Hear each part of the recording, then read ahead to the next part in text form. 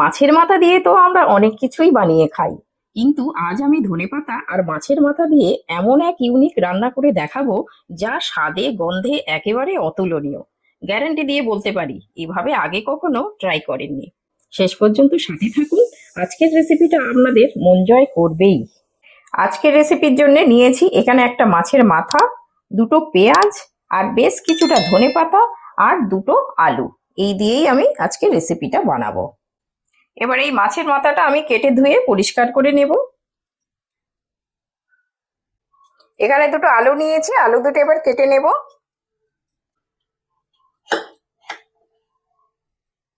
আলুটা একটু বড় আছে, আমি এখানে এইভাবে একটু বড় বড় করে আলুটা কেটে নিলাম। এইভাবেই কেটে নেব। আলুগুলো কেটে সঙ্গে সঙ্গে জলে দিয়ে দিতে হবে, না হলে আলুগুলো কালো হয়ে যায়। এখানে দুটো পেঁয়াজ নিয়েছি মিডিয়াম সাইজের, পেঁয়াজ দুটো এবার কেটে নেব।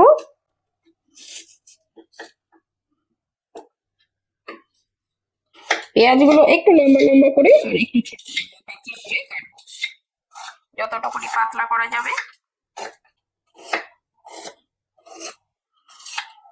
মাছটা কেটে ধুয়ে পরিষ্কার করে নিয়েছি।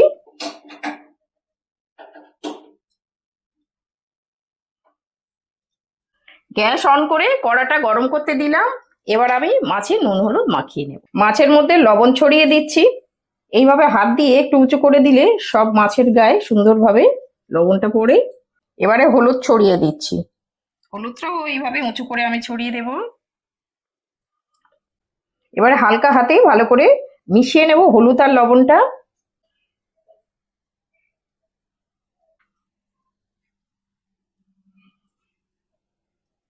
এটা আমার মাখানো হয়ে গেছে।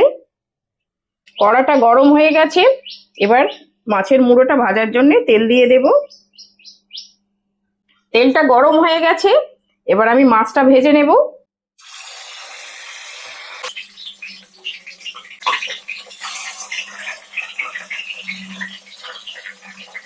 এই 1 পিঠ হয়ে গেছে, এবার আমি এটাকে উল্টে দেব।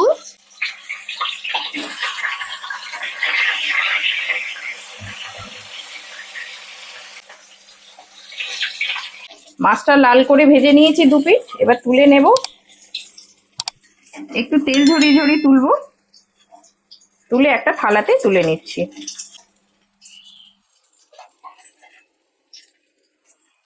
এবার বাকি মাছগুলো ভেজে নেব।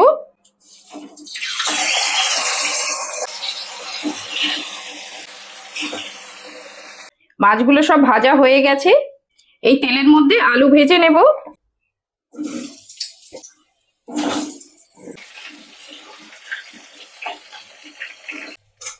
আলুগুলো একটু লাল লাল করে ভেজে নেব। আলুগুলো ভাজা হয়ে গেছে, এবার আলুগুলো তুলে নেব।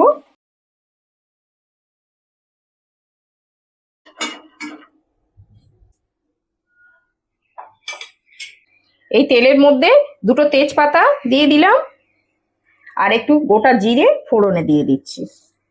ফোড়নের গন্ধ বেরিয়ে গেছে, এবার পেঁয়াজটা দিয়ে দেব।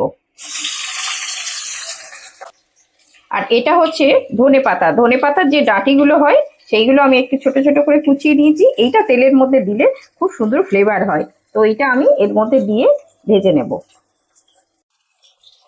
এটা ভালো করে পেঁয়াজটা একটু লাল লাল করে ভেজে নেব।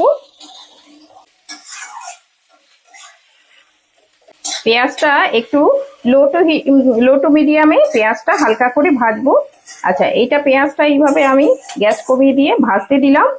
এখানে দুটো মিডিয়াম সাইজের টমেটো নিয়েছি, এই টমেটো দুটো এবার কেটে নেব।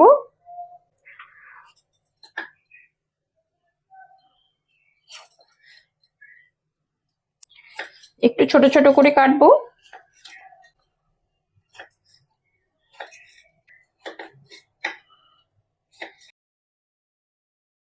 টমেটো দুটো কেটে নিয়েছি।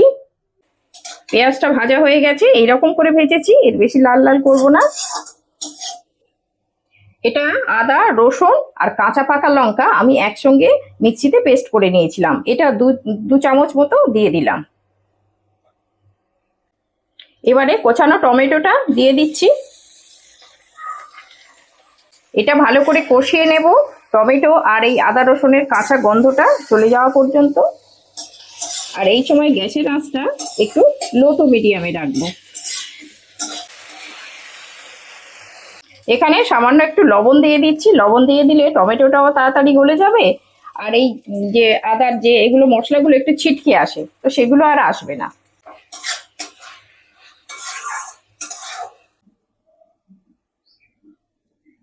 টমেটোটাও গলে গেছে আর আদা রসুনের কাঁচা গন্ধটাও চলে গেছে। এবার আমি এর মধ্যে কিছু শুকনো মশলা দেব। হলুদ গুঁড়ো দিয়ে দিলাম 1/2 চামচ,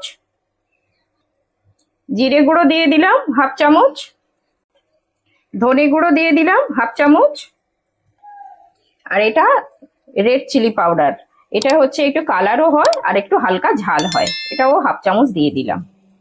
এর মধ্যে 1/2 চামচ চিনি দিয়ে দিলাম, একটু সামান্য জল দিয়ে দিলাম।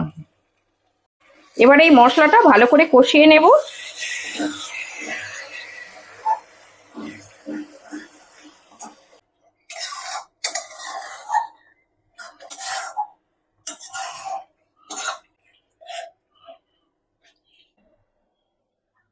এই রান্নাটা খুব কম মশলায় তৈরি হলেও এর আসল রহস্য কিন্তু এই কষানোর মধ্যে। মশলাটা একটু ধৈর্য ধরে কষালে দেখবেন এর স্বাদ হবে দারুণ, সাধারণ রান্নাও অসাধারণ হয়ে যায়। মশলাটা কষানো হয়ে গেছে, দেখুন সুন্দরভাবে তেল ছেড়ে দিয়েছে। এবার এই ভেজে রাখা আলুগুলো দিয়ে দেব। এবার স্বাদ মতো লবণ দিয়ে দিচ্ছি। এবার একটু মশলাটা ভালো করে মিশিয়ে নেব।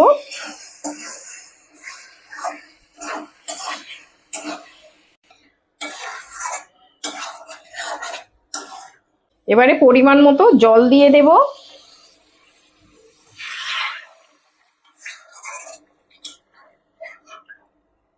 এটা একটু মাখা মাখা হবে, খুব বেশি ঝোল হবে না। এবারে ভেজে রাখা মাছগুলো এর মধ্যে দিয়ে দেব।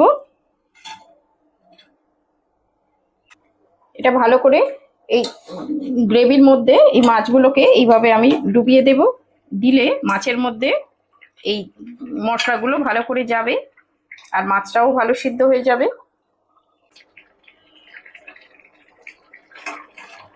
এখানে 1/2 চামচ গরম মশলা, এটাকে আমি ভালো করে ছড়িয়ে দেব।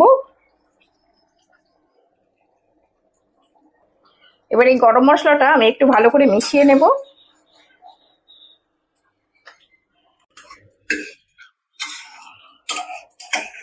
এবারে 1 মুঠো ধনেপাতা আমি উপর থেকে ছড়িয়ে দেব। এই ধনেপাতার ফ্লেভারটা কিন্তু রান্নার মধ্যে একদম সব মশলা মাছের মধ্যে চলে যাবে আর খেতে কিন্তু দারুণ লাগে। এবার আমি একটা ঢাকা চাপা দিয়ে দিলাম। ঢাকা চাপা দিয়ে আমি এটা 8 থেকে 10 মিনিট ফুটিয়ে নেব, তাহলে আলু আর মাছ সব সিদ্ধ হয়ে যাবে আর গ্রেভিটাও ঘন হয়ে যাবে। আর এই সময় গ্যাসের আঁচটা কিন্তু মিডিয়াম আঁচেই রেখে দেব। আজকের এই নতুন রেসিপিটা আপনাদের কেমন লাগলো অবশ্যই আমাকে কমেন্টে জানাবেন। আপনাদের এক একটা কমেন্ট আমার নতুন নতুন রেসিপি বানাতে অনেক উৎসাহ যোগায়। আজকের এই রেসিপিটা যদি আপনাদের ভালো লেগে থাকে, রান্না বাংলা ব্লগ চ্যানেলটাকে সাবস্ক্রাইব করে পাশে থাকবেন আর একটা লাইক দিতে যেন ভুলবেন না। 8-9 মিনিট আমি ফুটিয়ে নিয়েছি, এবার ঢাকনাটা খুলে নিচ্ছি।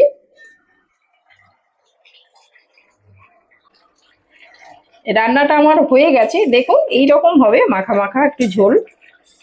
দেখেছেন কত সুন্দর হয়েছে। আচ্ছা, এবার আমি আলুটা কেমন সিদ্ধ হয়েছে সেটা আমি দেখাচ্ছি।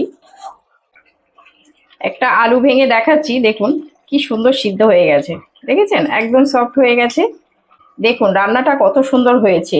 এই মাছের মাথা সাধারণত আমরা মুড়ি ঘন্ট বা কাটা চচ্চড়ি করে খাই, কিন্তু এই রকম মাছের কালিয়া করে কোনোদিন খেয়েছেন? আমার কথা মতো একবার খেয়ে দেখবেন, এটা কিন্তু গরম ভাতের সঙ্গে দারুণ খেতে লাগে।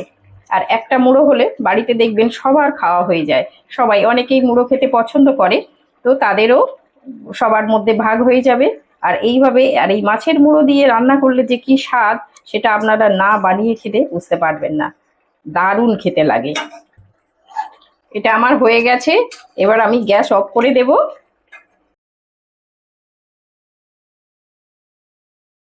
দেখুন কত সুন্দর হয়েছে, এটা গরম ভাতের সঙ্গে খেতে কিন্তু দারুণ লাগবে। আমার কথা মতো একবার এটা বানিয়ে খাবেন, বাড়িতে সবার খুব ভালো লাগবে।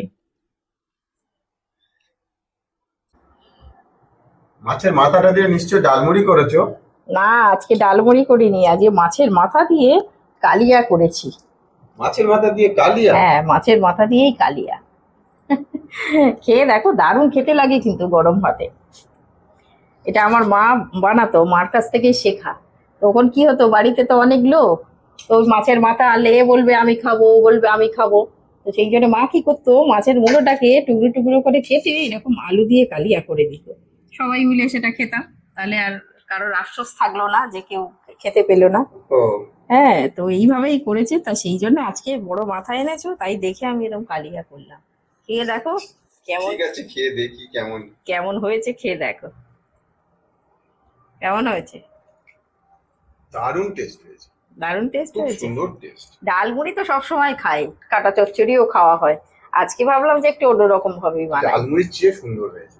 হ্যাঁ, ডালমুড়ি তো অনেকবার খেয়েছি, তো আজকে একটু অন্যরকম ভাবেই করলাম। হ্যাঁ, সত্যি দারুণ হয়েছে, সত্যি দারুণ হয়েছে। দারুণ হয়েছে। আমি ভেবেছিলাম ডালমুড়ি করবে।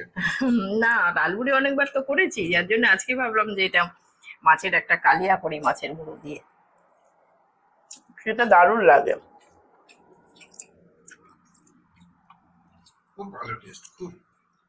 হ্যাঁ, দারুণ খেতে হয়েছে।